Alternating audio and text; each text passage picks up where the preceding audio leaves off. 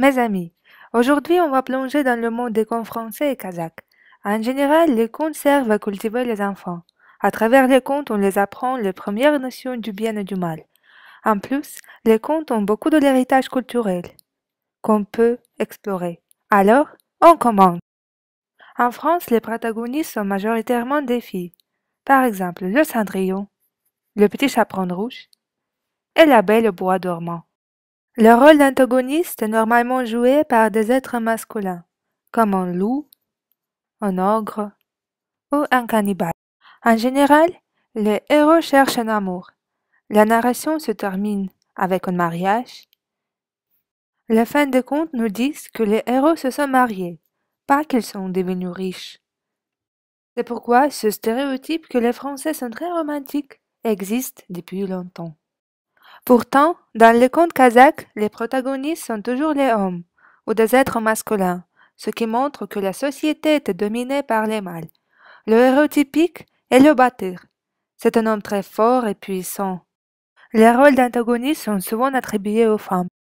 La malfaiteuse la plus sinistre est Jaumaus Kemper, la sorcière. Elle a de forces magiques vraiment incroyables.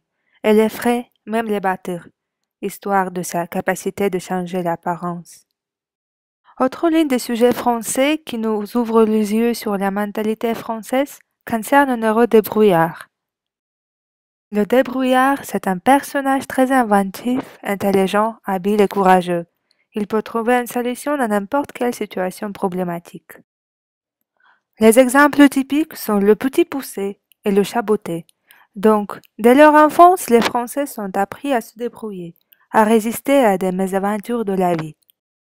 Dans la culture kazakh, il y a aussi ce type d'un personnage très rusé, qui s'appelle Avdar Kosé. Les héros sont typiques, le bail le Richard et Avdar Kosé, le pauvre.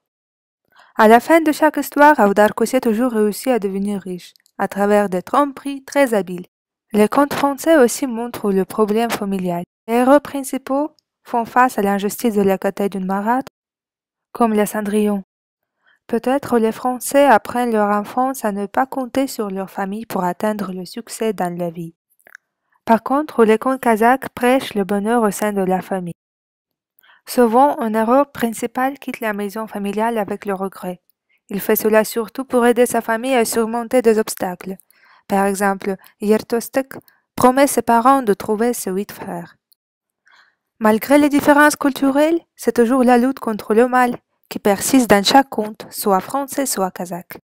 On apprend chaque nouvelle génération que dans le monde, les valeurs comme la bonté, la vérité, l'amour et la beauté sont toujours capables de résister au mal. Alors la fin est classique, et ils vécurent heureux et ils eurent beaucoup d'enfants.